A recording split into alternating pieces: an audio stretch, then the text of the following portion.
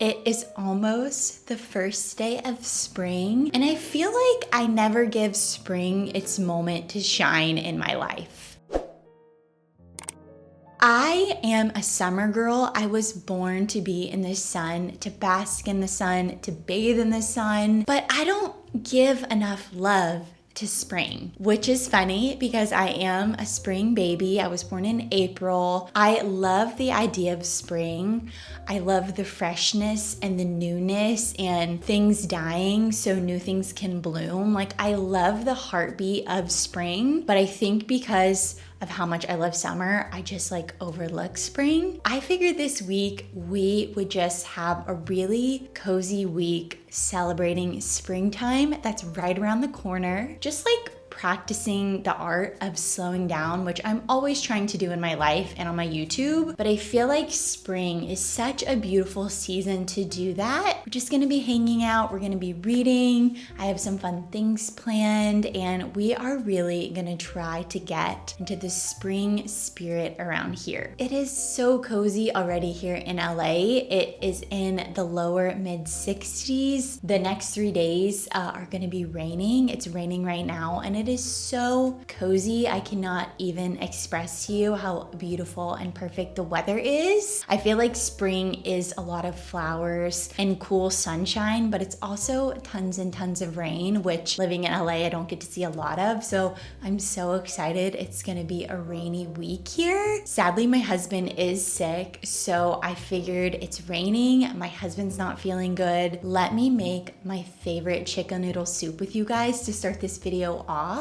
Of course, I found it on TikTok, but randomly enough, I found it on Joan from the Golden Bachelorette. She posted this recipe and I made it once, but I don't think I made it right. And last week I tried again, and it is genuinely the best chicken noodle soup I've ever had in my life. It is so good. And I really feel like the secret ingredient is you use Parmesan rinds and you add lemon juice, and it's so good. So I'm gonna make that for lunch. Hopefully my husband will start feeling better and I'll show you guys how I make it. But it is so good, so cozy, and it's gonna be perfect for this rainy day.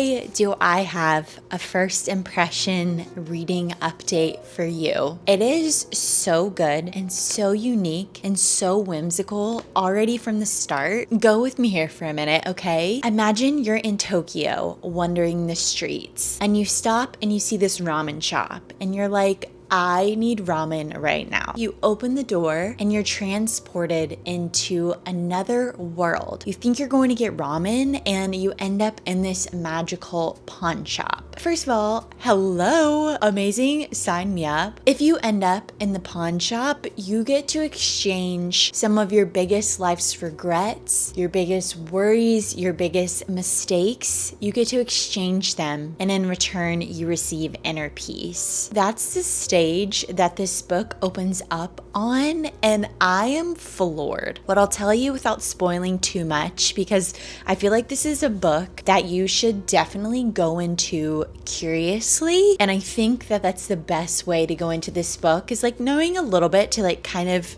intrigue, your curiosities. But the book does all the talking and has all the magic. Nothing I could say probably could do it justice. The book opens up and you get to meet the main character, Hana. She has just inherited her family's magical pawn shop. They're celebrating, her dad's retiring, they go to bed, and when she wakes up the next day on what's to be her first day of running the pawn shop, she wakes up and the place looks like it's been robbed. It's ransacked, all of this stuff is everywhere. She's like, what in the world is going on? And then she realizes, she's like, where is my dad? So she starts freaking out a little bit, and all of a sudden, in the midst of her trying to kind of like put the pieces together, in walks her first ever customer. She tries to not give him the time of day. She tries to kick him out. She's like, hello, like look around, not the time. And this sweet man ends up being like, you know what? I'm gonna help you. I think you need it. We end up finding out that his name is Keishin. He is from pretty much the normal world. He is a scientist in Tokyo, and he ends up in this magical pawn shop to what is a magical world, multiverse, dare I say, and he has everything that he believes he knows about the world stripped from him in the most beautiful, breathtaking of ways. It is so cozy, it is so warm, it is so whimsical. I cannot say it enough. I know this one's really gonna hit home, and it is so perfect for the springtime. Some of the reviews I've seen are saying that this is like Studio Ghibli vibes. Somehow, some way, I have never seen a Studio Ghibli film. There is one movie on Netflix. It's called The Grave of Fireflies. So I am obviously not at home. I am all cozied up in Atlanta. So I figured we'd read a little bit, and I am gonna start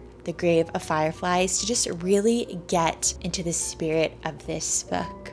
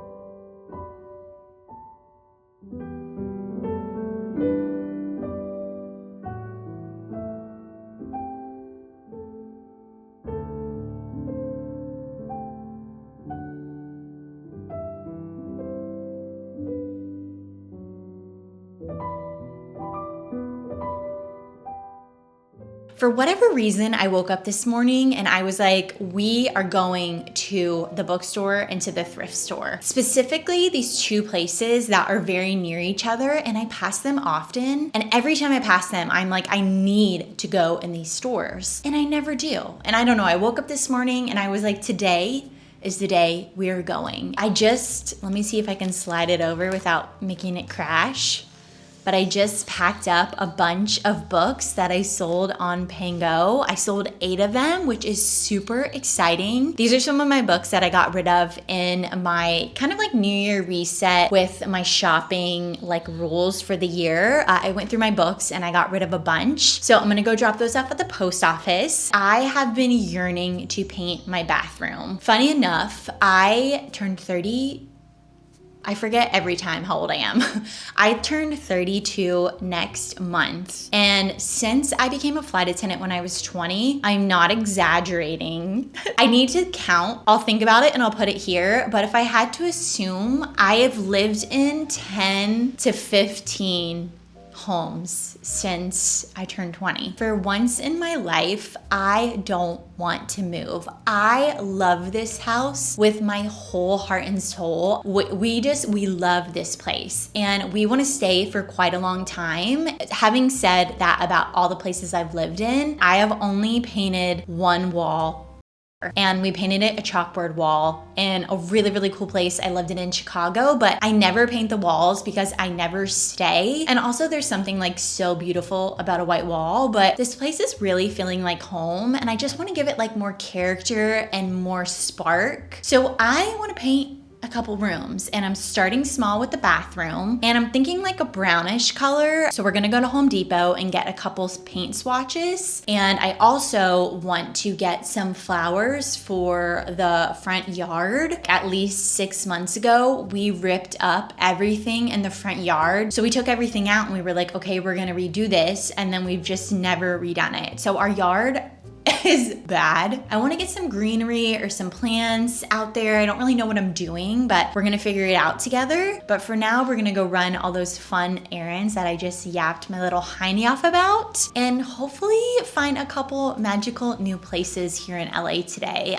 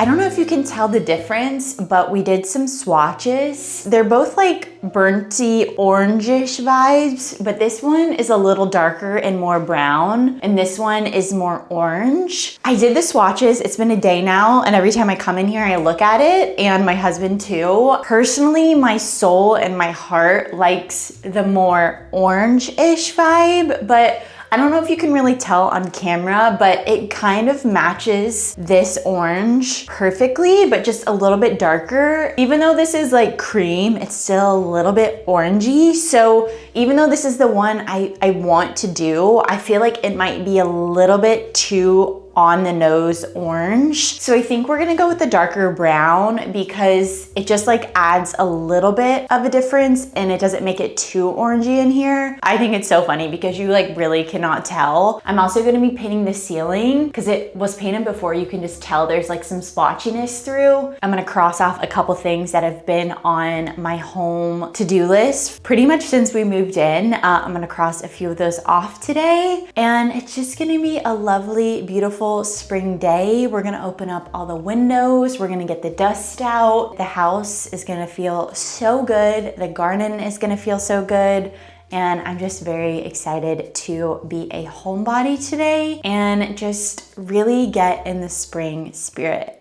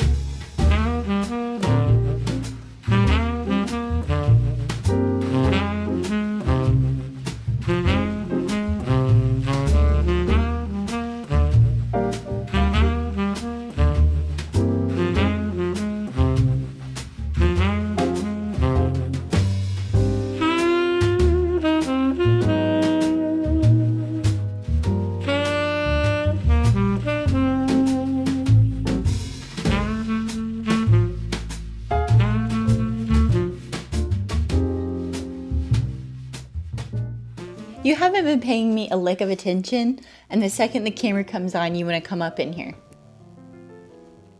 You're really handsome, though, you should say. Do I have an update for you? I am at this rate like 60% into Watermoon. It is exceeding all of my expectations. It is so whimsical. It is so cozy. It is such a beautiful, unique fantasy. The two main characters are traveling through this magical world to find her father that's missing. They're going on this adventure to figure out where her father is. There's something about an adventure, that kind of, maybe it's not a trope, but that kind of book, if you know any of adventure books where they go on a quest, please let me know. Hana and Keishin are traveling all over Hana's magical world. Let me just tell you like a couple things they've done, okay? They've laid in a bed together and they had to fall asleep and dream in order to get to Hana's grandmother's tea shop.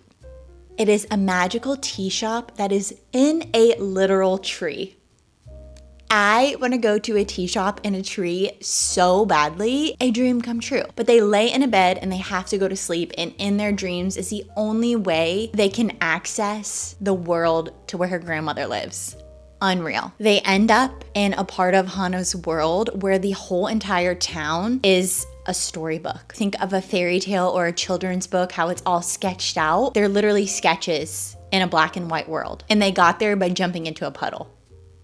Some of the most unique world building and magic, but like not in a high fantasy, I don't understand, I'm so confused kind of way. Just what you see is what you get, but it makes you think so much and feel like so glittery when you're reading it. I am like 68% in. I cannot put it down. And my only goal for today is to finish this book. There's nothing like living your life, being in your world, and then running away to a magical fantasy world, dare I say, and just being floored every single time you turn a new page.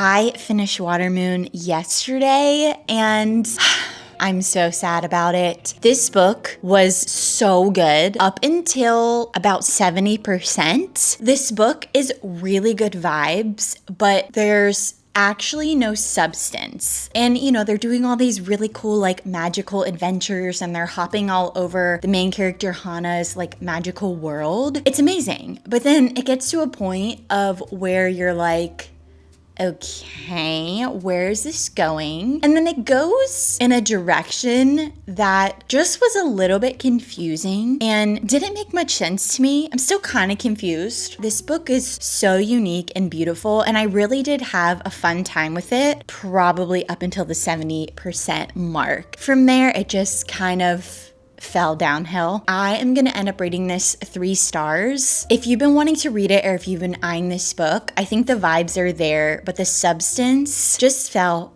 flat. But I did have a lot of fun reading this. I feel like it was the perfect intro into the springtime. Thank you so much for being here and spending this spring week with me. I hope wherever you are in the world that the weather is beautiful, you have a warm cup of whatever makes you happy, and you feel the biggest hug and the biggest love. I will see you very soon on another video. How do you want to come say bye? Bye!